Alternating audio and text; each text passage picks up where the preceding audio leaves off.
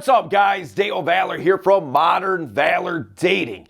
Listen, one topic that I see come up from time to time that I think is so important and doesn't get touched on enough is social circle.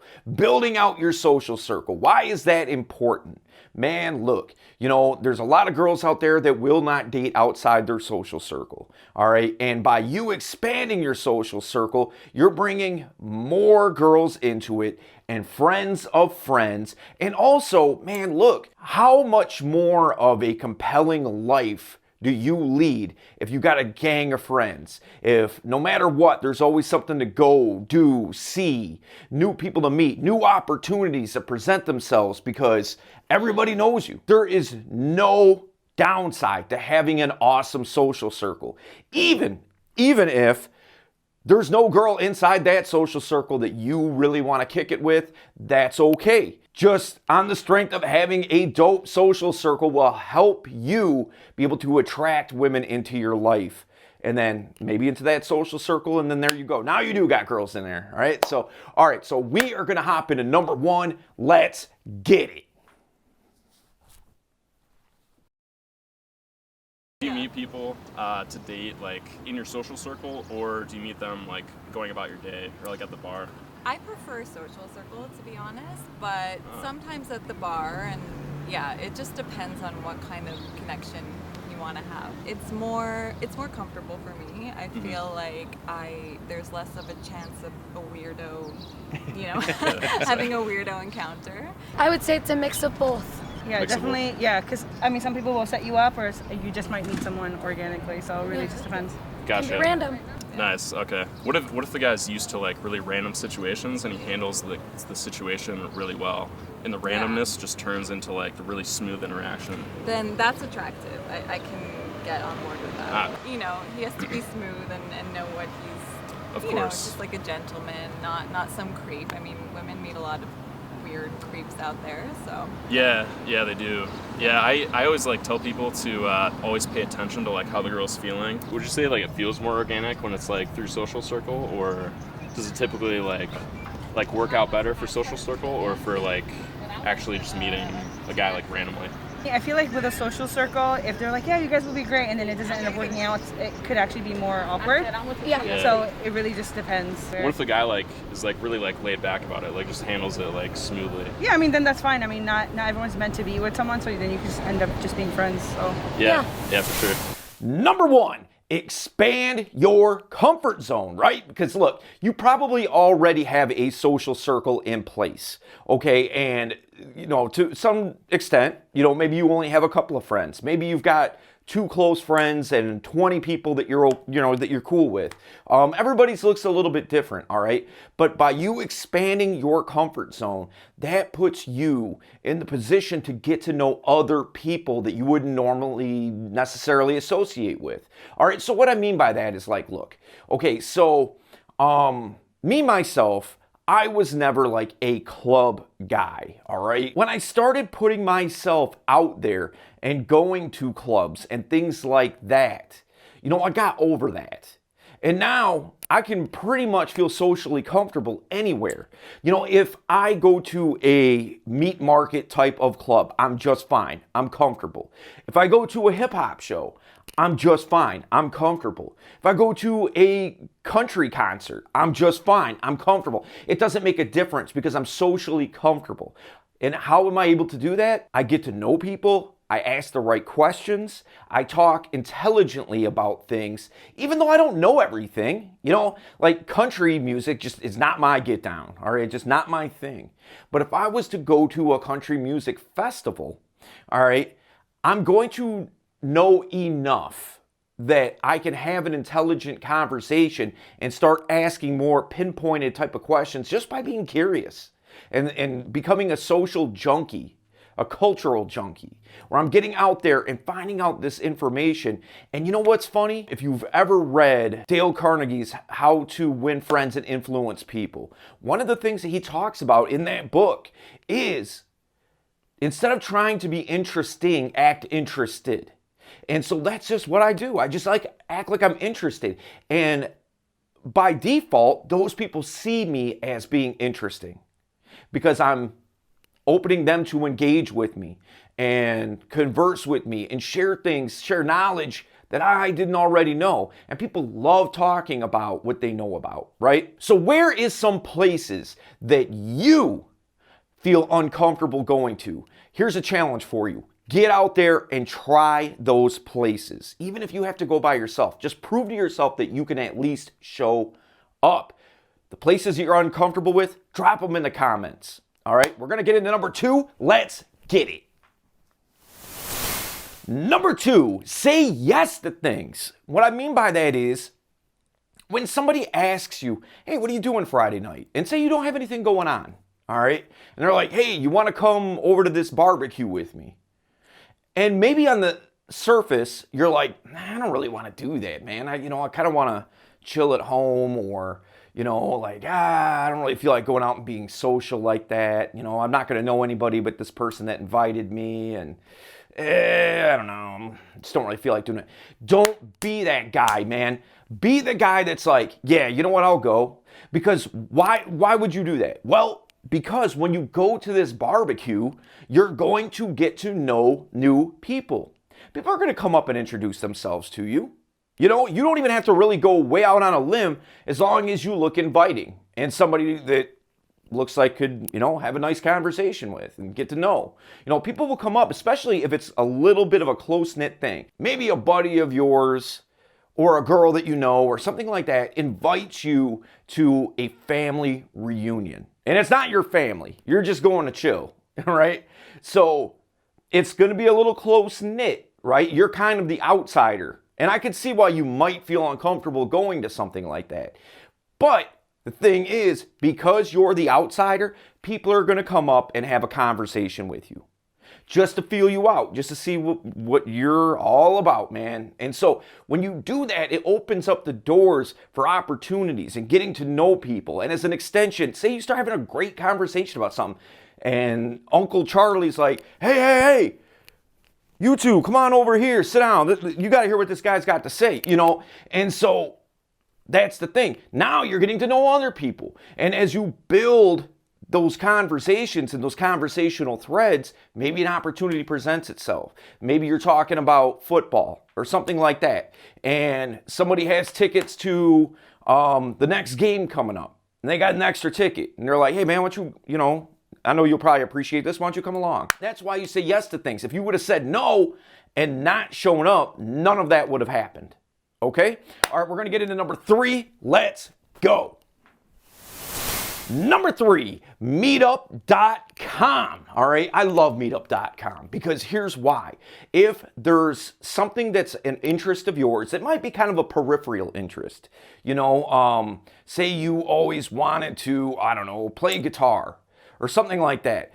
There's meetup events, regardless of pretty much where you live. Maybe if you live way out in the sticks, it might be a little more difficult. But basically, no matter where you live, there's going to be some kind of something going on with those interests in mind. So you could, meet up with, 5 or 6 other people that's holding this event, and, just kind of like jam out. And maybe somebody that's there knows more than you, could show you a few things on the guitar. I'll give you a classic example. Wine tasting was always something I thought was kind of cool and refined, and just seemed like fun, and I didn't really know anything about wine. I still really don't all that much. But here's the deal.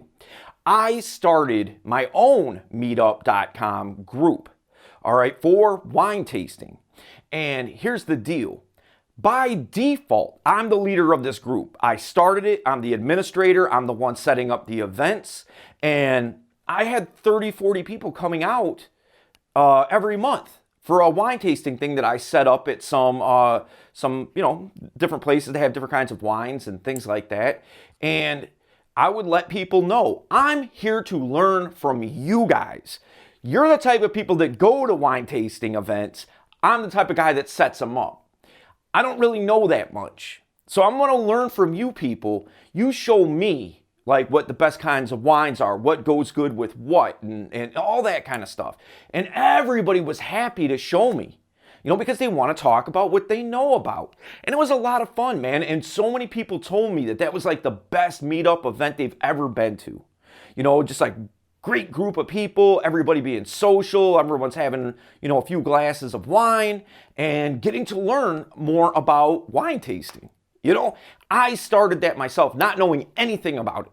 Okay, so here's the deal. You don't have to start your own group. I mean, you can if you want to, but the thing is, anything you want to do, there's going to be a meetup thing for it. You get out there, you already have a common interest with people. Now you're adding to your social circle because, look, here's all these new people who have a shared interest. You get to talking, and maybe you have interests outside of that. Okay? So, all right, we're going to get into number 4. Let's get it. Number 4, know your town. What do I mean? I'm saying this. You always hear guys talking about, there's never anything to do. I'm bored. Nothing cool's ever going on. Dude, that's such a crock, man. That's just because you're lazy that you're coming across with that accusation. Because look, there's all kinds of ways to fill your calendar with events, things to do. Know your town so that way, look, you're always the guy with cool things going on.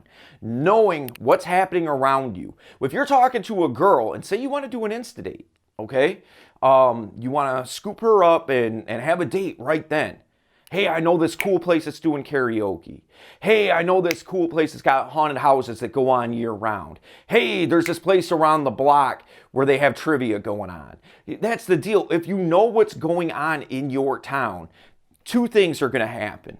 1, you're interesting and you do a lot of cool things and people resonate with people like that, okay? It's highly attractive. 2, in order to know your town, you have to go out and experience your town. In opening the door for you to meet new people, to come into your social circle, okay? So that's the deal. Get out there, know your town, know the best restaurants, all that stuff, man. And as a matter of fact, here's what I want you to do. The coolest place in your town that you like to go to, I want you to drop that in the comments right now, all right? Because I want to see what it is. Because maybe I'm going to visit your town, and I want to know where the cool places are, all right? So, all right, we're going to hop into number 5. Let's go. Hey, guys, want to take this quick time out. Just to remind you, if you have not subscribed to this channel, you want to take advantage of that. You want to do that now. Why do I say that? Because we want to get these videos to you the best way possible. So that way you don't miss anything. If you're in an interaction and, hey, look, you missed a video and it was some information in there that you could have used to help secure the deal, you know what I mean? And you missed out, well, then you missed out, right? So the best way to make sure that you can get these videos in a timely fashion is subscribe to the channel, hit the notification bell, drop us a comment, man. Let us know what kind of content you want us to put out there for you, all right? Hit the thumbs up button, share it with somebody you know needs to hear it. Also, April 24th, we're going to be getting down once again on a live Zoom session that's open to everybody. We're going to have the link put in here, and all you got to do is just go register, man. That's it. This month we're going to be talking about the importance of storytelling, why that's so important, and what an awesome skill set and life hack it is to be able to do that and communicate who you are via stories. All right, so we're going to hop back into the video. Let's get it. Number 5, be the straw that stirs the drink. All right, here's what I mean by that. Look, not everybody has the personality to be the life of the party all the time. But pretty much everybody has the ability to organize the party. If you put things together, now you've been going out, you know, you've followed all these tips before, everything that we've been talking about thus far. You go out there, you organize something, say you're going to have a barbecue at your house. And you got people that are coming from the goth club. You got people that are coming from the wine tasting event. You got people that are coming from the softball team you play on. You've got a diverse group of people, and that makes for an interesting party, man. Believe you me. Okay, so conversation will never get boring at that party. All right, and look, if you organize these things, say you're gonna get a bunch of people to get together, go play laser tag, just from like these different groups of people that you know people from, all right? And then those people bring a couple of people with them, you know, and you get to know them. Now maybe they're a part of your social circle too, you know, so it just keeps growing and growing and growing. But by you being the one that organizes events, it's gonna be reciprocal, man. Anytime somebody's throwing a party, somebody's throwing an event, somebody wants to go do something cool, they're gonna ask you, and you're the guy that knows everybody, right? So it just opens so many doors and opportunities for you in dating, in game, in relationships, professionally. Look, if you're in sales, for example, maybe you sell houses, maybe you sell cars, doesn't make a difference. The bigger your social circle is, the more that you are going to profit from that financially. Because everybody knows everybody. It's like the 6 degrees of separation. You know, you're only 6 people away from anybody in the world, which is crazy to me. But it does seem like that could be very well be true. So here's the deal, man. Be that straw, stir that drink. And you know what? You're going to be invited to other people's drinks, man. And your social circle will continue to grow. So a little while back, we did a video on your comfort zone and how to expand that comfort zone, stretch it out, where you feel more comfortable in more places and all that kind of thing. Well, we went really deep on that one. You know, we touched on it here, but we went really deep in that video. So what I want you to do is go check that video out, all right? So I will see you there.